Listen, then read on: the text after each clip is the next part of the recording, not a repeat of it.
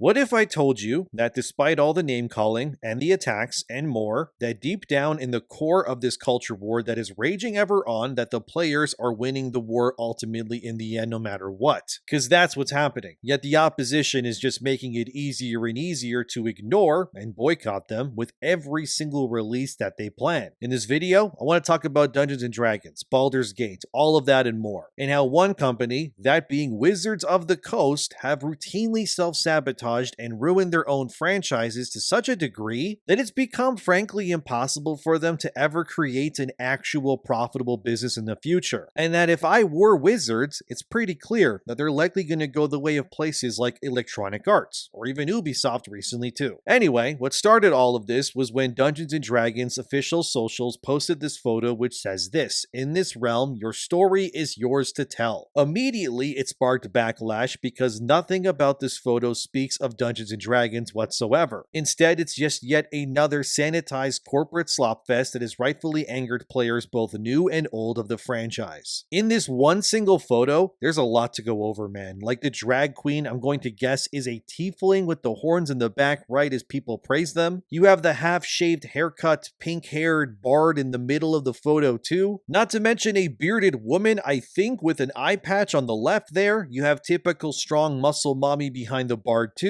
An old lesbian couple in the front there with the right of the image, because of course you do, and you also have a gay couple in the middle of the photo. Not to mention a literal ice dragon in the background, which makes no sense since ice dragons are known to be incredibly villainous and conniving to anyone who isn't obviously a dragon themselves. And of course the big WTF of all of this is the multiple-eyed creature known as a beholder. Depending on who you ask, it could also be called a spectator, but I'm going to call it a beholder in this video. But anyways, why the hell is that thing just chilling in public with random people all around them? If you don't know, the Beholders are a terrifying monster that routinely tries to attack and destroy anything that is vaguely humanoid. Just by looking at that art, you can tell that this entire picture is the epitome of what Dungeons & Dragons and Wizards of the Coast want to push as the new status quo, which is that everyone is some gender identity besides straight, of course, and that none of the monsters are actually monsters. They're instead just cute and adorable, which makes absolutely no sense given the world of D&D. Here's a photo of a beholder or spectator, I guess, in real D&D, by the way. As you can see, they're meant to be, well, frankly terrifying. Because again, they're one of the more iconic monsters of the franchise. Comparing that to the cute baby version in Wizard's latest post, it just makes no sense. It would be like if CD Projekt Red released a photo of The Witcher's characters in world, and Geralt is just sitting down with Eredin, the king of the Wild Hunt, and they're also hugging and kissing each other. Like, it would make no sense. Obviously, like I said, this image sparked a lot of backlash and kind of showed how modern media these days is not really being made for those who are usually the ones that are meant to support it. Instead, Wizards has become increasingly content with catering to a very small, progressive, very like-minded group of players who can't support anything in any real meaningful numbers. For example, in March 2025, as seen here from Polygon, Wizards laid off about 90% of the staff that developed Sigil, which, if you don't know, is a virtual tabletop platform powered by Unreal Engine 5 meant for online games. Basically, Wizards contracted devs to make that thing, then they quickly realized, oh, this isn't sustainable like everything else that they're pretty much pushing these days, and then they just issued an email saying that they can't afford everyone and now people are just gone from the company. Like, this happens all the time at Wizards, by the way. It wasn't even the end of their layoffs. Like in June 2025 for MagicUntapped.com, Wizards got even more layoffs, this time mandated by Hasbro, that's their parent company. They laid off about 3% of their workforce that focused on Magic the Gathering, which accounted to be about 150 people let go from their global workforce of 4,985 employees. Why was the reason? Profits are down. People aren't buying Wizard stuff enough, so they continue to keep bleeding the talent and workers instead of addressing the elephant in the room. And also in that same article, Magic Untapped also reminds readers that Hasbro forced Wizards to lay off an astounding 900 people in December 2023 alone. Again, citing plummeting profits and more. It just keeps happening. In October 2024, as also seen here from DungeonsandDragonsFan.com, Wizards had even more layoffs again. This this layoff was meant to streamline the company. The affected workers was about 100 or more employees fired from the company as well during that round of layoffs too. That means in just 2 years, Wizards has lost somewhere near almost a third of their entire workforce due to budget cuts and failing sales. Yet despite this very obvious loss of revenue and inability to resonate with global audiences, Wizards and by association Hasbro, they just refuse to tackle the real reasons why. I'll just say it how it is. Wizards is quite literally,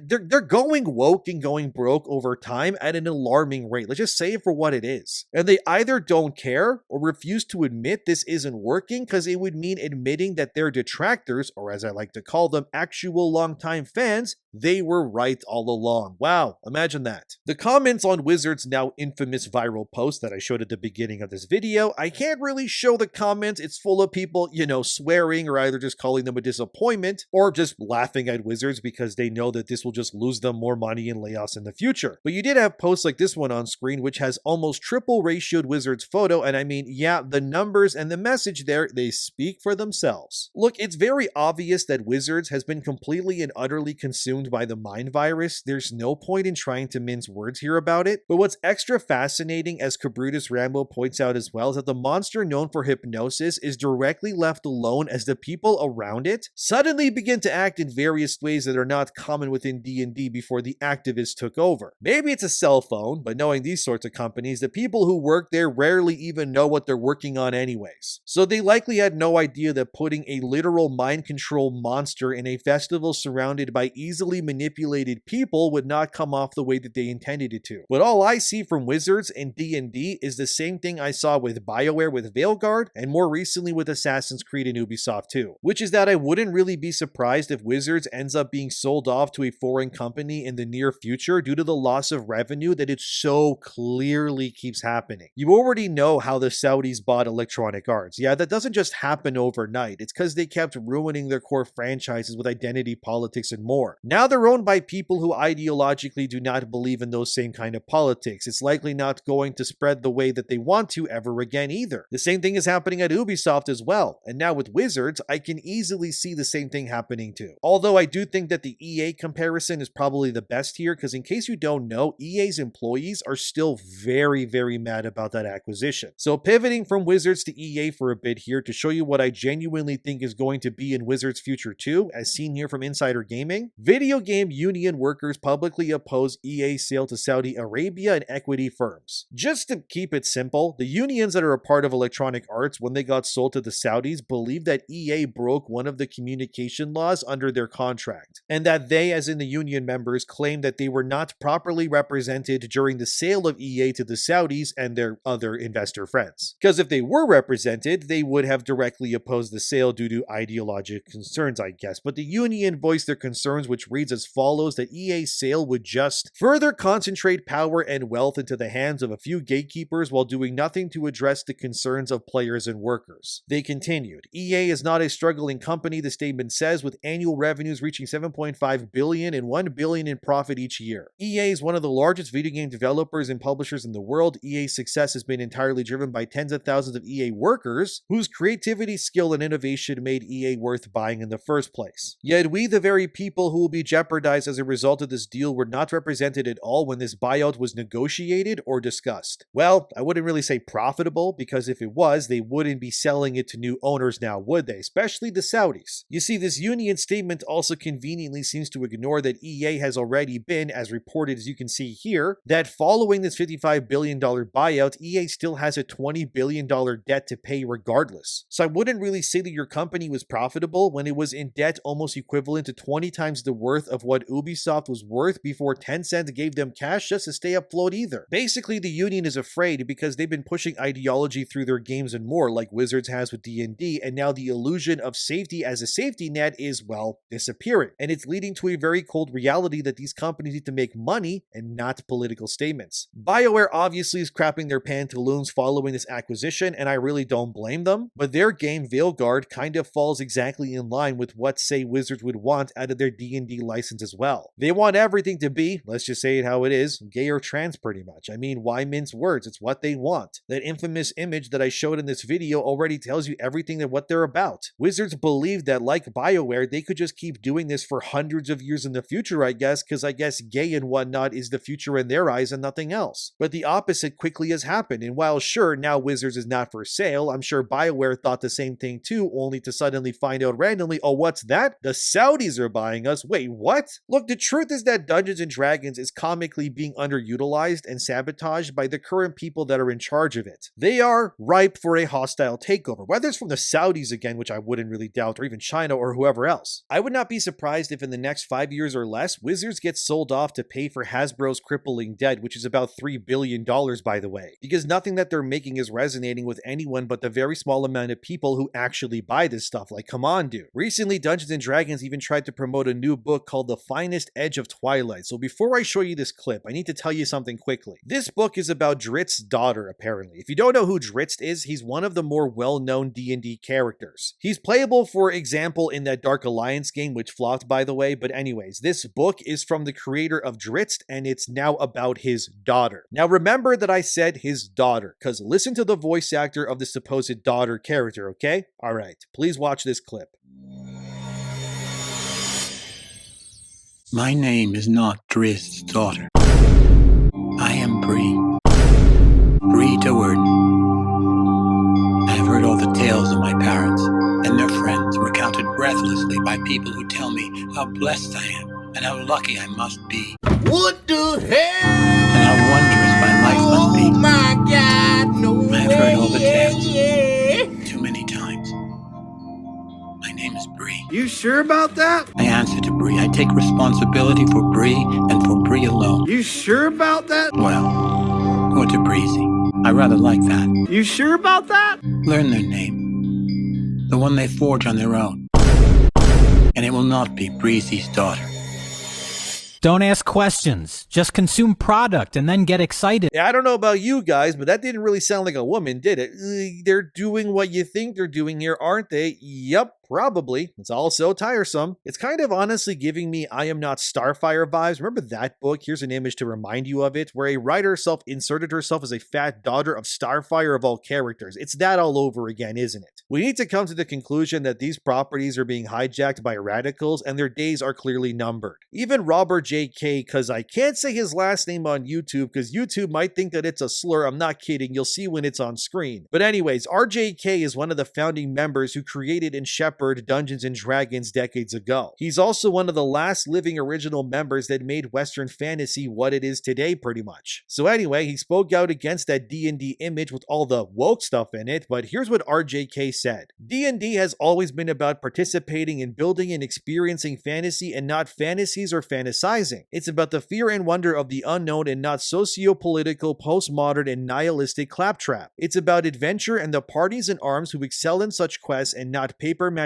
parties. Legends are born with the former while the latter produces at best gruel for the simple-minded who have no anchorage to the myths, legends, and stories that birth the genre and its subgenres. The latter's postmodern gobbledygook deconstructs the pillars of fantasy and mocks untold years dedicated to its classical beginnings and the creativity, wit, and imagination of its authors. It insults thousands of years of culture, literature, and folktales while standing on their ashes like some uninformed, midget-minded arsonist. It is an affront to truth in all cases culturally and historically, and unlike the target it aims to impinge, mock, and destroy itself, will be consigned to the dustbin of history. So that's what RJK believes when he looks at that photo of not just D&D really, but what he believes Wizards of the Coast has become over the years too. He said it themselves, guys. They're a parody of themselves now. They're not the Wizards that people knew. Their only true successful product of the past few years was Baldur's Gate 3. But nobody at Wizards even made that game. It was only done because of Larian Studios, a privately owned company creating the game using their decades of knowledge while also allowing for real true player choice. Yeah, Baldur's Gate 3 was kind of an anomaly, a game that uniquely could bring together both the normal fans of D&D and the radical leftists who seek to turn everything into the same gray slop they consume every single day. But the reality is that Baldur's Gate 3 cannot really be replicated because it would require real talent and love for the genre, which frankly, based on what I've showed of Wizards in this video alone, I genuinely don't think that they're capable of doing that anymore. Anything they make now always stars someone who isn't straight, like Dritzt's so-called daughter. My name is not Drizzt's daughter. Oh! What the fuck? And frankly, I'm tired of how this overcorrecting of what they deem to be offensive or problematic language has brought us to. Like, nothing has bite anymore. There's no conflict in the world of D&D with people like this in charge. Everyone just accepts everyone. It frankly makes the setting pointless and boring. Hey, and Demion from the future, when I say this, I'm not saying that Larian Studios did anything bad. They're totally great. I have no problem with Larian whatsoever. I'm just talking about Wizards of the Coast. Larian did an awesome job with Baldur's Gate 3, just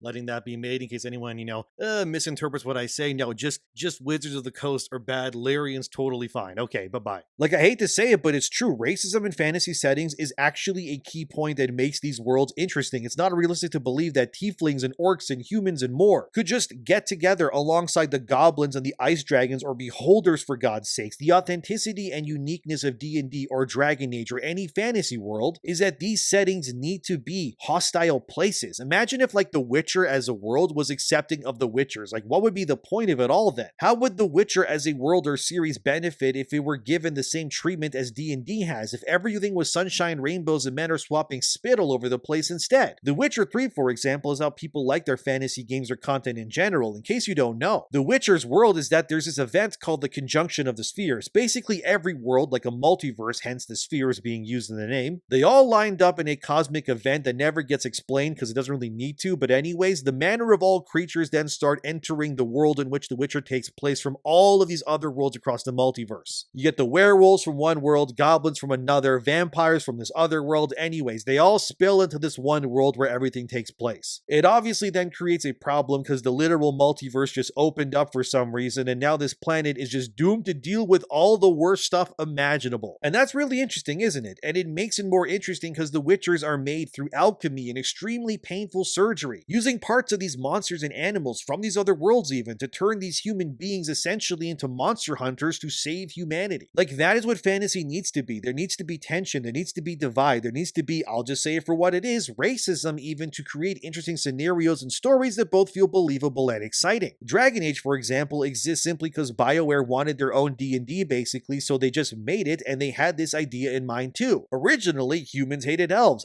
hated humans and dwarves, they didn't trust anybody. The Kunari hated everybody and wanted to just conquer and, end all of them. The second Dragon Age game is literally about the Kunari rebellion in Kirkwall of all places. People called elves knife ears as a slur, like, because of that world, it's interesting when it's like that. It's not very realistic to believe that all of these cultures could just exist homogeneously. There's too much bad blood in cultures that would clash in many different ways. Like, the dwarves in Dragon Age wouldn't want to live amongst the elves and the humans because they can access magic in the Fade world. And if you don't know, the dwarves, at least originally anyways, they kind of changed it in Veilguard, but they said that they had no ties to magic because they couldn't dream in Dragon Age's world, which is how you access magic. So if demons ended up showing up, it's because the humans and the elves were being morons and accessing the Fade. So the dwarves were self-isolating themselves in Orzammar. That's their capital. So take that to D&D as well, okay? The reason why Baldur's Gate as a setting is so interesting is because of the tensions between all these different races living amongst each other, or at least trying to. It wouldn't be interesting if the elves, humans, the tieflings, the orcs, and more just got along and accepted everyone for their differences. It just becomes gray slop. It is what it is. It just robs these settings of their conflict and interesting political nuances. Obviously, this sounds stupid to say out loud, but it has to be said. You need conflict in order for your world or games or stories to feel interesting. Duh, genius. Thanks for stating the obvious. Yeah, I know, but come on. You look at what Wizards has done with D&D, and you tell me if that image or whatever else tells you if there's any real conflict in these worlds that challenges you. It just looks like some weird open border communist society where everyone is just sleeping with each other 24/7 regardless of race or gender or age probably, and that's about it really. Who knows, maybe that's what they want with a setting like this to be, but it's not making them money if the thousands of workers job loss wise tells us anything already. And remember guys, if you want D&D or Dragon Age or Witcher or any fantasy setting to be considered authentic where conflict and actual adult themes matter in meaningful ways, you're just being a tourist now. We had this one user that responded to RJK. Remember, this is one of the founding fathers of Dungeons & Dragons, but here's what this user said, and good lord, this is amazing, but as it reads. Post was written by someone who's never played Dungeons & Dragons. Cool, D&D is literally meant to be adjusted to your liking. It is 1000% meant for fantasies. Holy dude. Ah yes, that post was definitely written by someone who's never played D&D. It was just written by, one of the guys who invented the entire franchise and genre. You absolute moron. What are you talking about? If you ever get caught being this stupid in 4K, it should honestly be mandatory to just delete your own account, man. This person just called RJK a tourist. tourist when it comes to D&D. This is like saying that Andrzej Sapkowski is a tourist when it comes to the Witcher books. Yeah, he sure is a tourist, all right. I mean, he only just, I don't know, wrote the books and made that universe, but he's a tourist because of course he is. Like, I'm at a loss of words, honestly, but it's what I'm talking about. These are the people that Wizards is catering to: clinically depressed, terminally online weirdos who don't even know the history of the things they consume or identify with in the first place. They just know that anyone who opposes that big bright rainbow flag is their enemy. This is why I genuinely think you should have to take a mandatory IQ test before even being allowed to vote in elections these days. Because there's just too many stupid people in this world now, and I think if you rank below the normal IQ levels, your opinion should just not matter to anyone. Because why are we sharing these platforms with people that are as stupid as this? Like, here's a former artist of D&D responding to that one picture. Here's what they said. One of my first professional gigs way back in 1984-85 was doing illustrations for the D&D game modules. It sure wasn't for this world. Like, are you kidding me, Wizards? The people who made the platform you claim to have invented are cooking you in the retweets, dude. You know how much they don't understand their own setting? Look at this picture from the main art. It shows these little orange guys too. These guys, in case you don't know, they're called kobolds. They are described in the official lore of Dungeons and Dragons as scheming monsters that lay traps for others, and they are very aggressive, and they are prone to attacking literally anything that isn't a kobold like themselves. But nah, here it is, a kobold dancing with a bunch of other races, shaking maracas of all things, because my fantasy world needs to look like downtown Seattle all the time, you know, just to reaffirm my biases instead, I guess. Look, I could keep going, but you guys get the point. It's only a matter of time before everything destroyed by these types is just inevitably bought up by foreign groups with much deeper pockets. If EA or Ubisoft can be changed, okay, there's no way Wizards will somehow avoid this either in the future. Hasbro currently, like I said before, has about $3.4 billion of debt themselves as of this video being made anyways, and if they continue down this path, there is no way that debt won't just continue to grow. But what do you think? Is Wizards of the Coast cooked, or are they doing just fine? Let me know what you think in the comments. Thanks for watching. Subscribe. See you next time. He's a tourist. My God, dude, these people are stupid.